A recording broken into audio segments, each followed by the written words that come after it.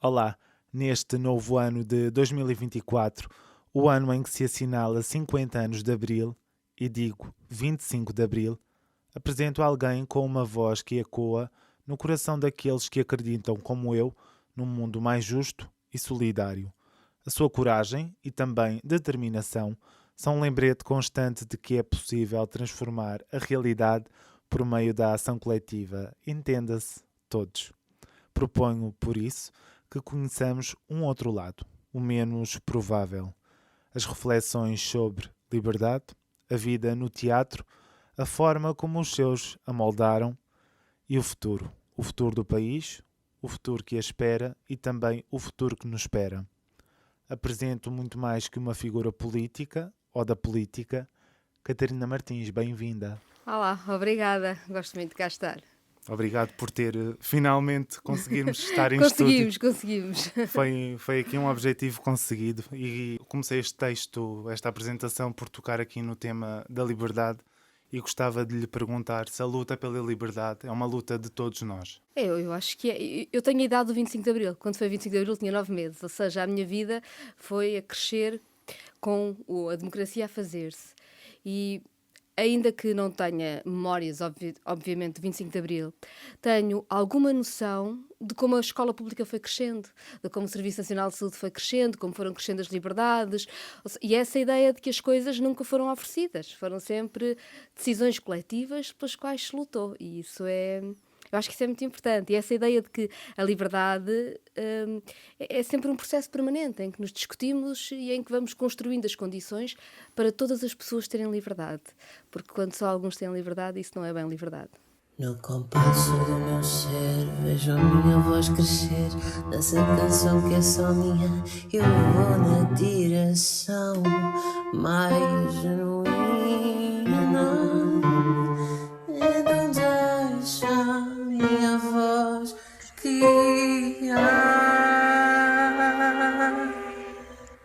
A Esperança Atrás do Muro, um podcast de André Filipe Oliveira. Este é um ano especial para Portugal, com o facto de se assinalar estes 50 anos do 25 de Abril. É um ano que merece reflexão. Acho que sim. Acho que é um bom ano para nós pensarmos como é que coletivamente se organiza e vermos o 25 de Abril não como aquela celebração em que levamos o cravo ao peito. Eu também ponho o cravo ao peito. Eu gosto muito de pôr e desfilar da minha liberdade e tudo isso. Mas mais do que afirmar o nosso compromisso com o que foi, é percebermos essa força extraordinária que tem um país que quer mudar e que quer fazer coisas em nome do coletivo. Não de uma forma egoísta, não de uma forma individual, mas em nome do coletivo.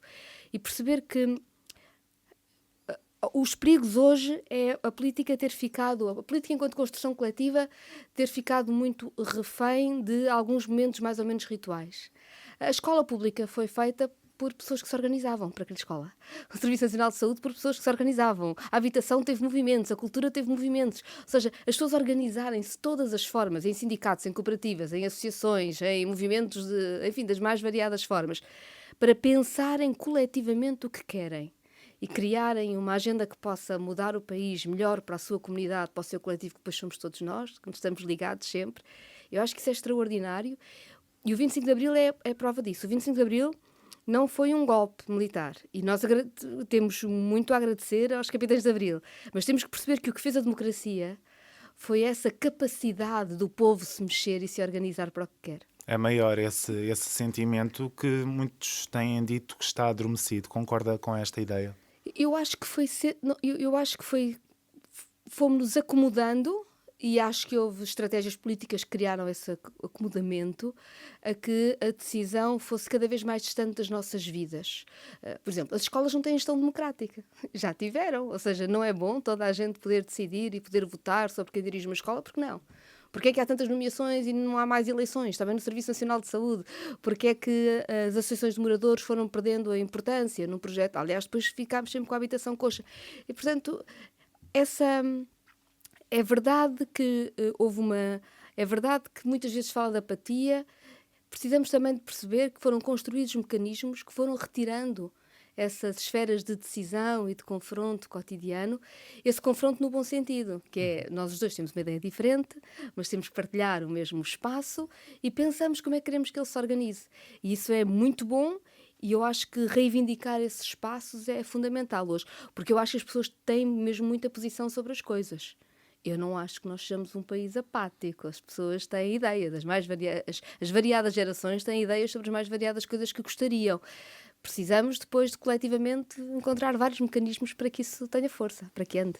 Falou de um ponto muito importante que eu acho que tem sido comum à luta ou à discussão de ideias, que é o agudizar de posições entre pessoas. Isso é saudável para a democracia? Isso é saudável para o debate das próprias ideias? Depende. Ou seja, eu acho que é bom que haja posições claras. E as pessoas defrontam-se com posições claras. Mas democráticas. Democráticas, claro. É a linha. É a linha. E isso é muito importante, porque quando há posições que não são democráticas, quando há posições que tendem a desvalorizar umas pessoas face a outras, são posições que não podem ser aceites, pelo simples facto de que estão a dizer que há alguns que têm direito a fazer coisas em coletivo e outros não. E, portanto, isso não pode ser aceito. Não se pode aceitar o racismo, não se pode aceitar o machismo, a misoginia, não se pode aceitar a homofobia, não se pode aceitar nada numa democracia que diga que o outro é inferior ou tem menos direito a ter decisão por alguma razão. Esse tipo de debate não é possível ter. E aí é preciso ser-se absolutamente claro. Com isso, não.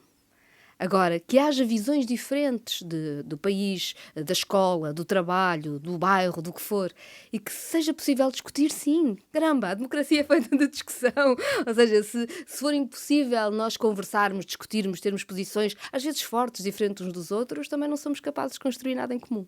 É importante essa reflexão conjunta, até porque depois saem ideias mais fortes, não é? E mais estruturadas. Claro, às vezes tenta-se criar uma armadilha que diz ou aceitamos discutir o ódio, que é uma coisa que não se pode discutir, tem que se recusar simplesmente, ou não estamos a aceitar fazer todos os debates. Isso não é verdade. Recusamos o ódio e recusando o ódio fazemos todos os outros debates. Mas há aqui esta ideia, vale a pena ir para debate com quem não é democrático, para quem pisa estas linhas da democracia, do respeito pelo outro? Eu teria algum cuidado com a ideia de que as pessoas são todas classificadas como um todo. Isso é muito complicado. Às vezes há pessoas que podem aderir a projetos políticos que são até neofascistas, e nós temos tido exemplos até fora de Portugal muito, muito complicados, e aderem por razões que devem ser debatidas. Aderem, por exemplo, por considerarem que a promessa de uma democracia liberal as deixou para trás e elas não têm nenhum lugar. E eu não vou classificar todas as pessoas como pessoas com quem eu não vou conversar. Há coisas diferentes. Uma coisa é recusar que determinado tipo de ideias possam ser debatidas ou que possamos tolerar determinado tipo de ideias. Outra coisa é acharmos que não conversamos uns com os outros e com as pessoas. São coisas diferentes. E eu acho que tentar compreender, falar, ir à luta, isso faz sempre parte. É o exercício saudável da As bolhas democracia. não são boas. Não é confortável estar com alguém que diz alguma coisa que nos ofende. Mas menos confortável ainda é vivermos num mundo em que estamos todos em bolhas, que só falamos com quem nos é mais próximo, porque isso significa que nós desistimos de construir coletivamente, seja o que for. Eu não estou a dizer com isto que se aceite o que é ofensivo, que se aceite o ódio. Estou a dizer é que há um nível de confronto, de debate, a que nós temos que nos expor, a que temos a obrigação de fazer para continuarmos a ser uma democracia. Isso não significa estar a desvalorizar a opinião do outro, nem no fundo, prevalecer a nossa sobre a do outro. No fundo, discutir. Eu acho que nas questões da igualdade e da liberdade para toda a gente, eu não vejo como é que é possível alguém convencer, ou como é que é possível uma conversa para nos convencer que há umas pessoas piores do que as outras. Essa conversa não tem interesse nenhum e deve ser rejeitada, pelo simples facto que não existe. Não é? Seja o respeito por pessoas, afasta essa conversa. Outra coisa é discutirmos o Estado Social, discutirmos o trabalho, discutirmos até os movimentos que existem de pessoas, porque é que os portugueses vão para fora, porque é que outras pessoas vêm para cá trabalhar, como é que são os tipos de salários, como é que nós nos organizamos. Tudo isso pode ser discutido. Temos sempre muito firmes nesta premissa de que não há ninguém que seja inferior a outra pessoa. Isso é que é inaceitável. Porque foi assim no passado e quer-se manter esse estigma por algum motivo? Os estigmas são sempre formas de opressão. Quando alguém menoriza, por exemplo, uma pessoa pela sua origem étnica, ou pela cor da sua pele, ou pelo facto de vir de um outro país, o que está a criar é um grupo de pessoas que, porque estão menorizadas na sociedade, são obrigadas a aceitar empregos mais mal pagos. Isso é uma forma de aumentar a exploração. Ou seja, isto é claro. Quando, por exemplo, se acha que as mulheres têm determinadas obrigações de cuidados, é só uma forma de haver uma parte do trabalho que a sociedade precisa para existir, que é mais mal paga que todas as outras e que é feita por mulheres. Ou seja, o ódio, a divisão entre as pessoas tem razões claras e razões de exploração muito grave de pessoas sobre pessoas. Depois há quem tente vestir esses discursos de outra coisa qualquer, mas quem ganha são sempre os mesmos, é quem ganha com a exploração do trabalho dos outros. E aí falamos de economia. Falamos sempre de economia. No E fim, já- falamos sempre de economia. Aí já se cruzam os conceitos. Falou também aqui de vários conceitos e também, obviamente, falamos também de política em muitos dos pontos que tocamos. Faz um político ou nasce-se político? Eu não sei muito bem o que é que isso quer dizer. Eu acho que... Eu cresci numa situação que eu acho que, desse ponto de vista, foi particular. Porque eu cresci num ambiente em que as pessoas participavam em todas as coisas que eram coletivas. Ou seja, os meus pais, os seus amigos, as pessoas estavam à minha volta, fundaram sindicatos, fundaram cooperativas de habitação, cooperativas culturais, fizeram as mais variadas coisas. O que era normal era as pessoas participarem. Quando eu estava na escola, participei nas lutas estudantis. Quando eu comecei a trabalhar, também criei associações, também criei lutas pelo trabalho, também estive nelas. Ou seja, eu tive sempre uma experiência política que nunca se resumiu à vida partidária e que foi sempre por essa ideia de, então, vamos lá. Participar, não é? Vamos lá ter posição, vamos lá perceber porque é que isto está mal, vamos lá perceber para onde é que queremos ir, nas mais variadas esferas da minha vida. Quando fui mãe, também fui para uma associação de pais, não havia associação de pais na escola da minha filha, mais velha também se fundou. Ou seja, essa ideia de participar, de debater, isso é que é fazer política. E quando se tenta separar esta ideia de participação na nossa comunidade com a ideia de pessoas que são eleitas para cargos de representação política, aí começamos a ter um problema. E isso é o resto que é a política, e põe aqui entre aspas. Não é. A política é mesmo isto. A política é mesmo as pessoas decidirem e depois, claro, há várias esferas e os partidos são uma parte importantíssima da democracia. Não existe democracia sem pluralidade partidária, não existe democracia sem voto, não existe democracia sem representantes eleitos, claro. É uma parte da democracia muito importante. Mas fazer política é tomar posição sobre a nossa vida coletiva. Porque senão é uma fraude, ou seja, se a política não for uma decisão sobre a vida coletiva, não for a nossa disputa sobre o que é que nós queremos que o país seja, e podemos ter ideias diferentes, uma pessoa acha que é por este caminho, outra pessoa acha que é por aquele, mas temos que acreditar nisso e lutar por isso, então estamos a lutar para quê? Ou seja, o que é que estamos a fazer na política? O que é que isso diz ao nosso país? Não temos nenhuma ideia de futuro, não sabemos o que é que queremos fazer, é um projeto pessoal. A política tem que ser o avesso dos projetos pessoais, tem que ser um projeto coletivo, sempre. Só assim é que tem sentido. A individualidade é uma linha vermelha na política. Nós temos todos convicções que são próprias nossas e traços próprios nossos que não devem ser apagados pela política, muito pelo contrário. Mas o que se faz quando numa democracia lutamos pela ideia de país que queremos é tomar posição sobre um coletivo, não é um emprego. É uma posição sobre o coletivo. Tem-se confundido muito isso? Ou sente que se tem confundido muito isso? Não sei se se confunde assim tanto, sei que se gosta de dizer que sim. Ou seja, é preciso compreender que o poder de decisão não é apenas o poder político democrático, mesmo numa sociedade democrática. O poder económico tem imenso poder, em que ninguém vota. E que tem a ver com a capacidade que têm de dominar setores da economia, a capacidade financeira que têm, etc. Nesse poder ninguém vota. E a esse poder eu acho que convém a ideia de que a política está degradada, de que a política é degradada, porque quanto menos as pessoas se envolverem no campo, digamos assim, do poder político que tem legitimidade democrática, que é eleito, mais poder na sombra existe, mais se aceita decisões que vão contra a vida das pessoas, mas que são ótimas para uma determinada elite, que neste momento, cada vez mais, nem sequer vive em Portugal, tem a ver com movimentos internacionais de capital, de monopólios, etc. E, portanto, o que eu acho que é preciso ter muito cuidado. O discurso de desvalorização da atividade política é de quem quer tomar decisões e quer que não se acredite neste poder do povo de decidir, de escolher, de debater. E isso eu acho que é perigoso, deve ser combatido. Há pessoas de quem eu discordo profundamente e por quem tenho um enorme respeito intelectual e pelo seu trabalho. E isso é o que faz sentido. Falou também dessa questão de exatamente de quererem colocar uma imagem sobre determinados políticos ou determinados projetos políticos para, no fundo, manter sistemas de opressão. Esta ideia tem sido conseguida junto dos eleitorados ou das pessoas que votam. Tem sido uma ideia que está presente. Falhou aqui algum ponto entre os políticos e as pessoas? O que é que falta aqui?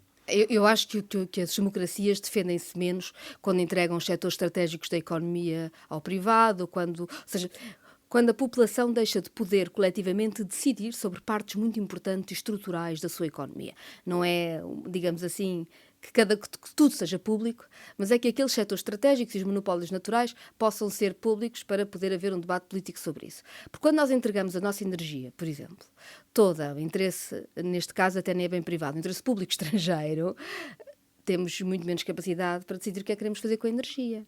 Quando o sistema financeiro é um sistema financeiro controlado por interesses privados, nacionais e internacionais, e quando ele é fundamental para toda a economia e o Estado põe tanto dinheiro na banca, mas tem tão pouca capacidade de decisão, nós, enquanto povo, temos menos capacidade de decisão. Nunca deixa de me espantar a capacidade com que, por exemplo, administradores de grandes empresas vão à televisão ou ao comentário dizer o que é que eles acham que deve ser o país e são sempre ouvidos como se tivessem muita certeza. E aí nunca são corporativos. Aí são homens de negócios a dizer o que é que deve ser. Mesmo que sejam os mesmos homens de negócios que já estavam nos negócios em que o Estado teve que pôr milhares de milhões de euros porque são sempre grandes ideias e que depois no Estado acaba sempre por ter de chegar à frente quando há problemas.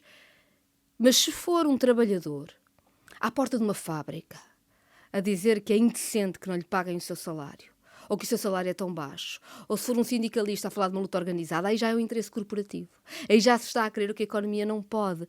Porquê é que os homens de negócios podem tudo sobre a economia e quem trabalha não pode ter posição e não é levado a sério quando está a falar do que verdadeiramente constrói o país, que é o seu trabalho, o seu salário, a forma como vive todos os dias?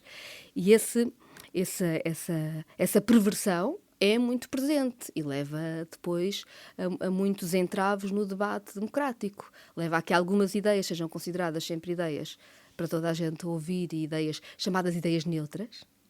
Que não são, não é? Que não são. E as outras ideias, enfim, lá estão eles a defender a corporação ou a clientela, ou seja o que for. Ou seja, quando se está a falar de trabalho, por exemplo, que é absurdo. Que no fundo é um direito fundamental, não é? Claro, e não é só de trabalho, quando se fala de cuidados, quando se fala das mais variadas coisas, ou seja, a voz de quem tem interesses económicos fortes tem sempre uma credibilidade no espaço mediático absolutamente exagerada e muitas vezes até numa espécie de um clima de impunidade, porque até já podem ter feito os maiores malabarismos, já podem ter sido resgatados por dinheiro público e continuam a poder falar como eles sim soubessem qual é o rumo para a economia. Como se fossem donos disto tudo, uma célebre expressão muito portuguesa. Sim, não é? e vão uns e vêm outros, não é? O problema é que aparece sempre alguém para se substituir e sobretudo essa ideia.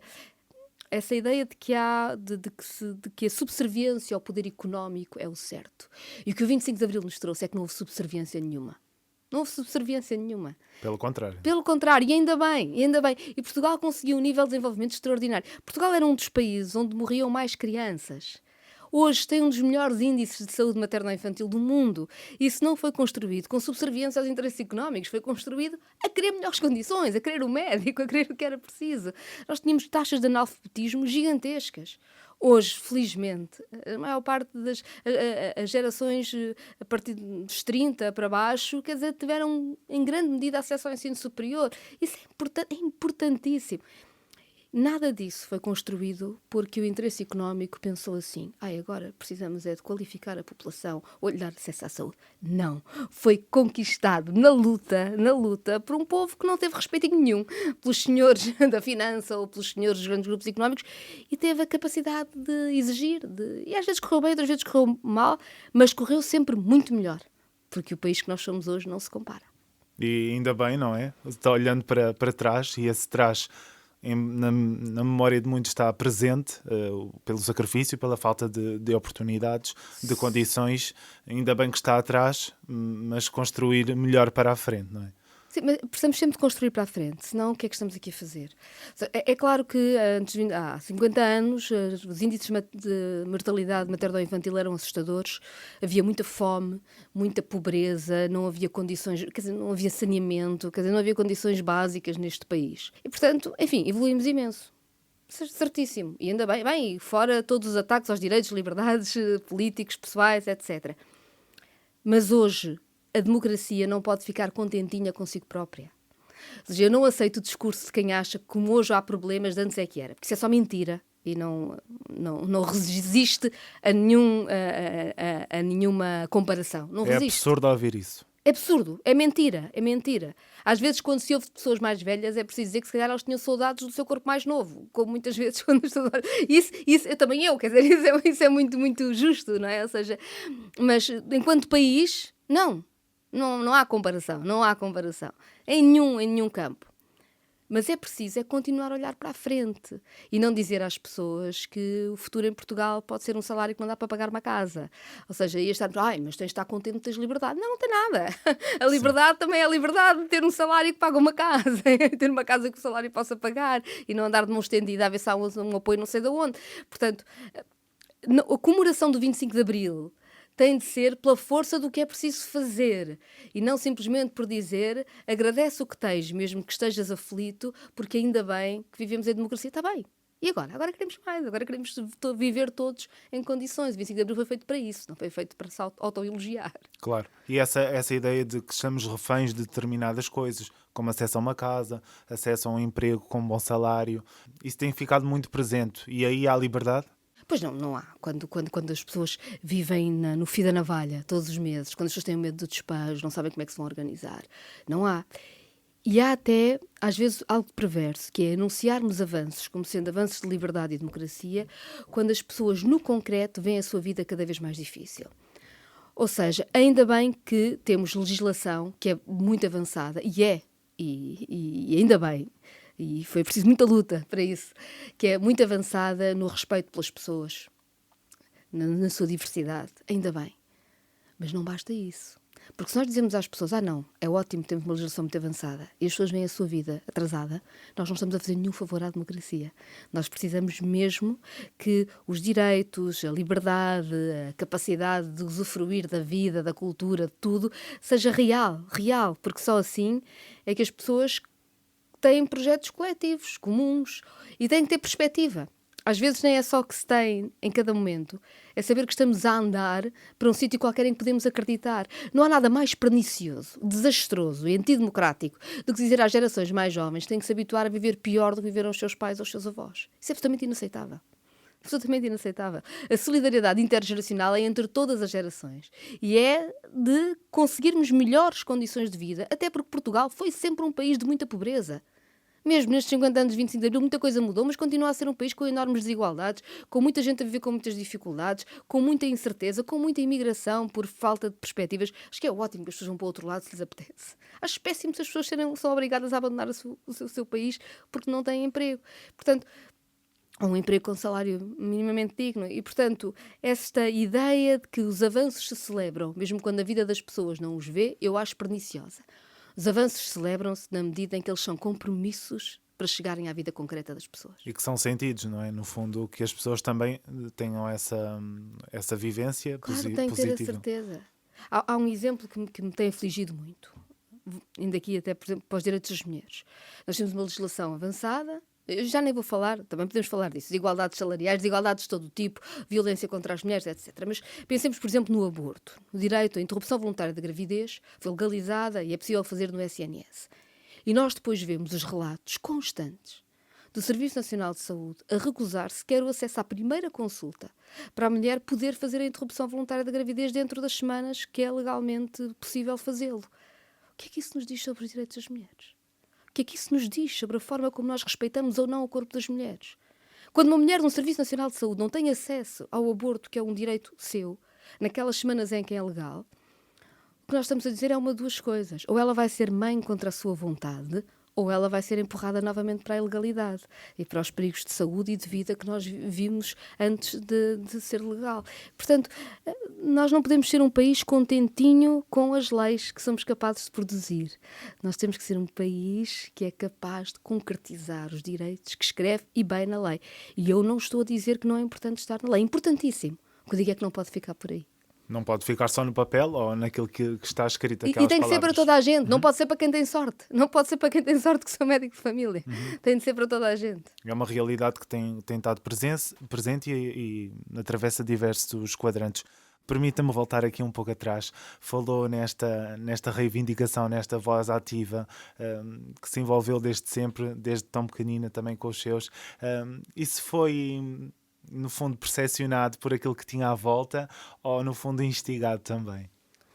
Não, acho que era a forma normal de se estar, ou seja, a solidariedade era normal. Quando eu era ainda bastante pequena e ainda sem nenhuma capacidade de perceber ou discutir o que estava a passar, em minha casa, por exemplo, ficavam pessoas que vinham da Galiza, fugidas do Franco e do fascismo. E, portanto, a minha vida foi sempre uma vida em que sabia que havia lutas, havia solidariedades, havia pessoas que se cruzavam para fazer uma vida melhor para toda a gente. Teve exemplos no concreto? Sim, ou seja, não tive conversas do género, não tive conversas de autoajuda e motivadoras para me envolver em atividades coletivas, não. Também tem a ver com a minha idade, com a minha geração, com a forma como eu cresci, e era bom. As associações de estudantes debatiam muito mais o que queriam para as escolas e depois para as universidades do que propriamente as festas e as queimas. Também não havia tanto dinheiro das cervejeiras a fazer com que a democracia sobre as universidades passasse a ser mais sobre a organização de festivais ou viagens finalistas do que propriamente sobre a escola que se quer, e portanto houve um ataque grande dos interesses económicos a muitas formas de democracia e de organização que eram naturais para a minha geração e que foram ficando cada vez mais difíceis. Agora, eu não acho que isto seja uma condenação, é preciso reivindicar esses espaços. É sempre possível reivindicar atento, espaços. não é? Exato. E no fundo essa atenção guiou também toda a tua vida pelos estudos que fez. Tentou direito, mas aquilo não correu bem, não é? Não, eu não sabia o que é que queria estudar. Na altura é preciso perceber, havia muito pouco, ou seja, havia muito menos ensino artístico do que há hoje, não é? E, portanto, Mas essa era a primeira escolha. teria sido, se não fosse só o Conservatório em Lisboa, que era uma coisa muito distante e mais complicada para mim de perceber o que seria e de ter coragem de vir lá de cima para cá à altura, mas não havia mais nenhuma opção na altura, não havia mais nada. Mas na altura o Teatro Universitário, por exemplo, era uma grande escola de formação, houve muita gente que se formou assim. Felizmente agora já não, a minha geração foi a última e talvez mesmo na minha geração já houve muito mais pessoas com muito mais formação. Felizmente são muito melhores, são fantásticos, isso é ótimo. Mas, portanto, era um percurso muito típico de quem, que tinha sentido que eventualmente hoje encontraria lugar no ensino artístico, e na altura, como o ensino artístico era uma coisa que praticamente não existia, a pessoa ia para o que podia, quer dizer, eu era boa aluna, era suposto que depois do liceu fosse para a universidade. Aí eu fui, devo dizer que foram anos gloriosos de luta contra as propinas, perdemos também essa luta, mas fizemos-la com muita convicção. Houve a tentativa, não é? Que é o que deve prevalecer, não é? No fundo... Que mais, não sei, não sabemos o resultado. Eu acho que não se tenta para falhar, tenta-se para conseguir, mas como não sabemos o resultado, temos que ir à luta. Mas na verdade não era de todo o espaço em que eu me sentia bem, era aliás bastante conservador. E depois comecei a trabalhar e, portanto, eu depois acabei por me licenciar e fazer mestrado e agora até estou a tentar repegar outra vez no doutoramento, não por uma atividade profissional, porque a minha formação foi uma formação que veio muito do teatro universitário e de formação de outro tipo e tive a sorte, na altura também era assim, de ter uma série de formação em quadros não formais, não de escola, mas com um dos maiores professores em Portugal da área, portanto tive esse a troca privilégio. da experiência, não é? Exatamente, porque era bem, não é? Como o ensino artístico estava pouco formalizado, havia outras formas de o fazer. E depois acabei por, enfim, fazer o meu percurso mais formal. Já eu estava a trabalhar porque sim, só porque sentia vontade de estudar, porque tinha saudade de estudar. Não tinha nenhuma vontade de complementar, tinha mesmo vontade de estudar, de uma forma diletante, de prazer, de estudar, de saber, de mais coisas. Pronto. E isso é importante para tudo, não é? Esse gosto pelo saber mantém-nos também ativos. Sim, eu acho que a curiosidade é o mais importante, o querer saber mais, o ser curioso, isso é o que nos faz mexer. Porque depois o que nós estudamos, se nós somos curiosos vamos descobrir um mundo de coisas, independentemente da área que decidimos para estudar. Se formos poucos curiosos, podemos estudar muito e podemos ver menos, porque fomos à procura de menos coisas. E, portanto, acho que eu tenho um enorme respeito por quem tem uma formação muito especializada desde muito jovem, é muito necessário, mas acho que opte porque percurso de vida, se optar, a curiosidade é sempre fundamental para não ficarmos quadrados e para conseguirmos ver o mundo nas suas múltiplas diversidades, contradições, porque ele é assim mais bonito e é também com isso que temos que viver. Evitar sermos reféns de determinados pensamentos ou determinadas correntes, porque elas também nos podem isolar nas tais bolhas que falámos. Sim, há uma frase de um grande ensinador, o Peter Brook, que é Hold on tightly, let go lightly, que eu gosto muito, que é agarrar com força aquilo em que acreditamos e deixar ir com suavidade. Ou seja, eu acredito muito que eu levo muito a sério as convicções. Ou seja, acho que nós temos de pensar sobre o que é que achamos do mundo e sermos coerentes com isso. O que não quer dizer que sabemos sempre mais do que os outros. O que não quer dizer que nunca nada muda. O que não quer dizer que, até para atingir as mesmas finalidades, não haja caminhos que têm que ser adaptados ao momento em que estamos a viver. A coerência não é obstinação, é outra coisa. A coerência, e é por isso muito mais forte, porque a coerência pode ser durante muitos anos, porque pode-se tentar muitos caminhos para conseguir aquilo que se quer e quer-se verdadeiramente um objetivo, enquanto quem é muito obstinado corre o risco de, passado pouco tempo, desistir de fazer seja o que for, e isso é péssimo. Porque tinha um objetivo específico e aí pode...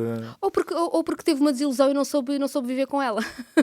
Nós temos que... Ou seja, as coisas não correm sempre como nós queremos e, portanto, é preciso saber-se o caminho que queremos fazer e saber viver esse caminho com os dias que vão correr bem, com os dias que vão correr mal, com as coisas que nós achávamos que era mesmo assim e percebemos que não, e que aquelas que nós não tínhamos pensado e que afinal são extraordinariamente importantes, que não tem nada a ver com fazer zigue-zagues, tem tudo a ver com nunca desistir de nenhuma luta.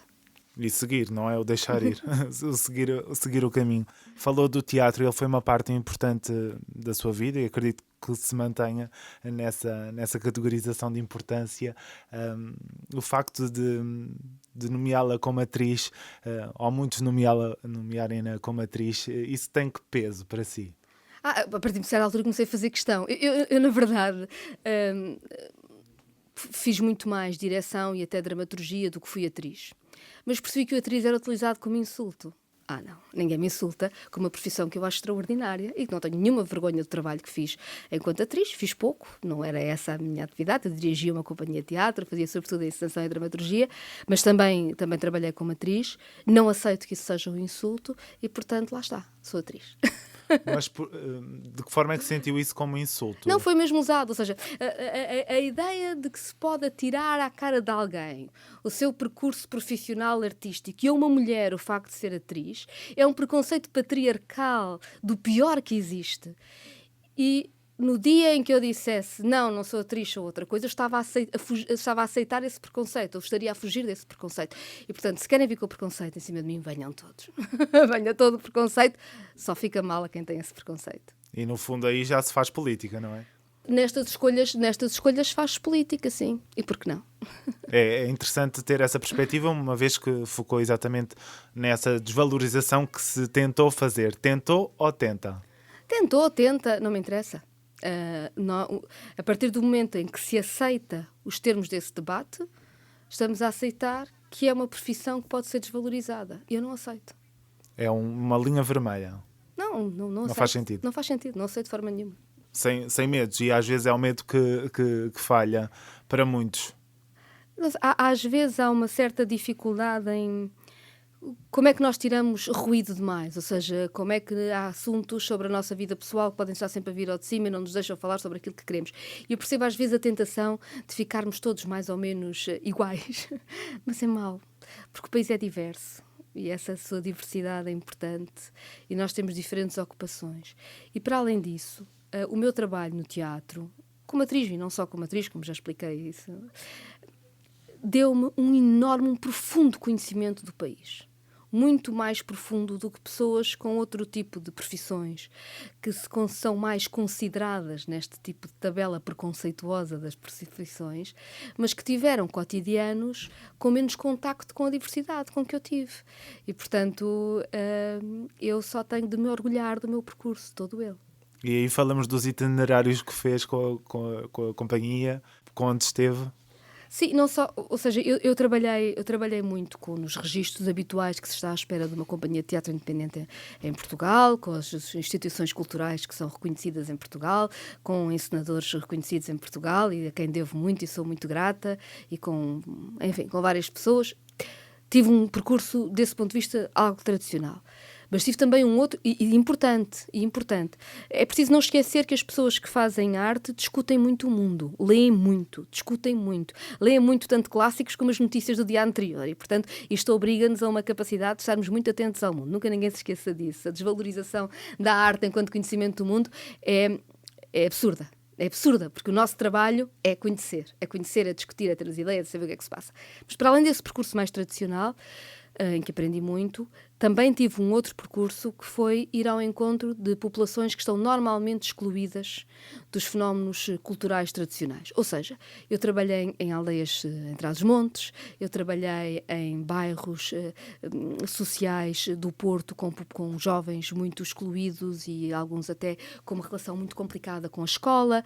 E, portanto, eu trabalhei com famílias que viviam em situações de muito abandono e mesmo muito vulneráveis do ponto de vista social, e, portanto, eu tive contacto com muitas pessoas diferentes, muitas realidades diferentes, e eu acho que isso me fez aprender muito. E também fui precária, trabalhei recibo verde no Excel para saber as despesas e o dia em que ia chegar o dinheiro e e não aceito as conversas que às vezes existem sobre como é que as pessoas gerem ou não gerem a sua vida quando trabalham na mais absoluta precariedade e têm recibos verdes e nunca sabem que vão ganhar. Portanto, também uma experiência muito concreta de vida, de momentos em que tive uma enorme... Porque na cultura é mesmo assim, não é? Ou seja, momentos em que tive rendimentos muito diferentes uns momentos dos outros. Tudo isso me deu muita bagagem sobre o que é o país. E eu não tenho que pedir desculpa por esse percurso. Pelo contrário. Não quer dizer que o meu seja mais válido do que as outras pessoas, mas o meu é válido, com certeza, e deu muito conhecimento do país. Não tenho nenhuma dúvida sobre isso. É um orgulho, pela forma que fala, está muito presente esse orgulho. Tive a sorte de fazer sempre o que quis e o que gostava, com custos pessoais, às vezes altos também. Que tipo de custos nos permitir a partilha? De não ter dinheiro para algumas coisas, de às vezes haver determinado tipo de projetos que ficava mais ou menos boicotado, de ser preciso retomar às vezes tudo de princípio para fazer. Mas tive esse privilégio de fazer o percurso que quis e de poder fazer e ir à luta pelas coisas que eram importantes da minha vida. Isso é muito bom. Não julgo quem não tem essa hipótese. Porque em todas estas coisas há uma parte muito grande da sorte que nós temos, da rede que nós temos à nossa volta, que determina muito de quanto é que nós podemos arriscar, de quanto é que nós podemos fazer em cada momento. Eu sei isso. Esse peso acompanhou sempre e acompanha. Tenho noção do meu privilégio, sim. Ou seja, tenho noção de que mesmo tendo vivido momentos muito complicados, eu tinha uma rede familiar, digamos assim, com relativa estabilidade e, portanto, não arrisco tanto como quem arrisca tudo e não tem nenhuma rede familiar, não é? Quer dizer, para todos os efeitos, sou uma mulher branca, quer dizer, é mais fácil do que para muitas outras. Eu compreendo que as nossas condições de partida não são todas iguais e nestas coisas não gosto nada de quem diz que eu tive muita força e fiz o que quis. Eu acho que tive bastante força para fazer o que quis e tive sorte e tive apoio.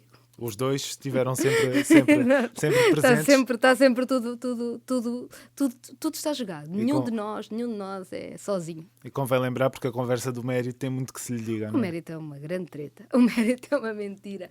O mérito em si não existe. Ou seja, o que é o mérito? O que é que ele mede? Mede se eu sou melhor do que outra pessoa, mas nós estamos numa corrida uns contra os outros. Mas porquê é que nós estamos numa corrida uns contra os outros? O que é isso? As pessoas têm condições de partida tão diferentes umas das outras, que claro que umas terão mais capacidade e vontade de fazer umas coisas do que outras e vão sair-se melhor do que outras. E eu acho muito importante o trabalho, o esforço, a dedicação. Eu tenho um enorme respeito por isso. Mas não tenho respeito nenhum por quem olhe para si e ache que conseguiu mais, porque teve mais mérito do que outras pessoas. Porque temos de ter muito cuidadinho quando olhamos para os outros e muito respeito pelas dificuldades, pelas diferenças que nós temos uns dos outros, e às vezes somos muito bons numas coisas e se calhar nem nos apercebemos como somos terríveis noutras. Porque estamos acomodados connosco, não é? Claro, claro. É Daí essa vigilância também noutra... A vigilância é muito importante, a humildade sobre o que fazemos é muito importante. É importante.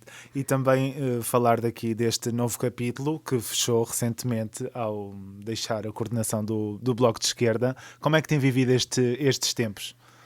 Tem sido bastante interessante.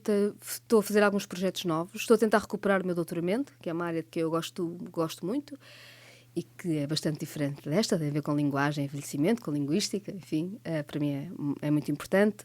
Tenho uma orientadora extraordinária, tive que parar de fazer há 10 anos. Às vezes eu sou capaz de começar a fazer outra vez, que não conseguia fazer as duas coisas, ser coordenadora do Bloco e continuar o doutoramento. Haverá quem consiga, tenho enorme respeito por quem consegue, mas para mim não era possível. E, portanto, parei, estou a tentar retomar isso. Entretanto, fiz um outro projeto sobre o país com o João Teixeira Lopes, que é sociólogo. Andámos aqui pelo país, falámos com muitas pessoas para tentar fazer um retrato de muitos dos problemas que às vezes estão escondidos, e isso há de aparecer daqui a uns tempos também, é outro projeto. Portanto, tenho andado a fazer coisas, se quiser, têm mais a ver com estudar. E eu gosto muito de estudar e estou a gostar bastante. É um tempo diferente.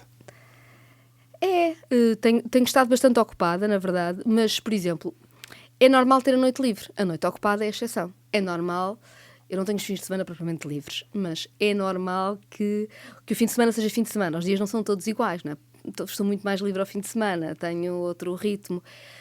E às vezes eu hoje dou-me conta de como me habituei a coisas verdadeiramente absurdas na minha vida. E hoje tenho um enorme prazer em perceber, olha, é domingo e eu não vou fazer nada. Aproveitar. Exato. Esse tempo que conta também com muitos sacrifícios pessoais que fez ao longo destes longos anos, acredito, e que agora pode compensá-los de alguma forma. Eu também só fiz aquilo que queria, ou seja, ninguém me obrigou. É verdade que há custos na vida pessoal quando se tem uma determinada intensidade de atividade como eu tive. E não vale a pena fazer de conta que não há. Há custos na vida familiar, custos na saúde, há custos de todo o tipo. Mas eu nunca pensei nisso. E agora também não quero ajustar contas. Ou seja, eu fiz o que queria com muita convicção, com o que tinha sentido em todos os momentos. Fiz até agora e estou a fazer agora também. É um novo capítulo. Sim. Feliz? Como é que te descreve? Bastante feliz. Bastante feliz, sim. Estou bastante feliz, estou bastante entusiasmada. Acho que, aliás, as coisas estão a correr muito bem no Bloco e, portanto, estou bastante... Ou seja, não só do ponto de vista pessoal estou muito contente com a minha decisão, como do ponto de vista das responsabilidades coletivas, que também sinto que tenho sempre, estou muito feliz com a minha decisão. A política mantém-se presente. Como é que vai ser vivida? Mas eu sempre fiz política, sempre tive opinião e continuo no Bloco de Esquerda e continuo a trabalhar com o Bloco e tenho, ou seja, uma parte do meu tempo é também com variadas... Com o Bloco de Esquerda também, enquanto partido, sim, claro. E gosto de o fazer, gosto de trabalhar, gosto de ajudar, gosto de pensar. Não desliguei o meu cérebro, cá estarei todos os dias e o Bloco é o meu partido. Eu entrei para o Bloco já depois de ter sido eleita como independente, mas sei que é o meu espaço político, porque sei que é o espaço político que pode mais fazer a diferença em Portugal, e eu não abdico dessa ideia de que nós podemos ter um país muito melhor, e o Bloco tem um papel fundamental nesse caminho. Uma proposta coesa e coerente com aquilo que tem dito e feito. Sim. Ou seja, eu decidi que estava na altura de deixar a coordenação do Bloco. Foram muitos anos, foi mais de uma década, é muito tempo. Gostei muito de tudo o que fiz, mas estava na altura, mas não me desliguei do Bloco. Não, isso não existe. Tenho outro tipo de participação agora e do ponto de vista da minha vida, enfim, saí do Parlamento, estou a fazer outras coisas, estou a estudar, gosto muito de estar a fazer. E que bom que também temos consciência para dizer quando é que é o fecho de um capítulo. Há um término de Sim, uma parte. eu acho importante uma pessoa sair com duas condições. Quando ainda está em condições de saber que quer sair e de tomar essa decisão, e 2, quando há condições coletivas para se fazer essa saída. E não estavam essas condições reunidas, como aliás está à vista, a Mariana tem feito um extraordinário trabalho.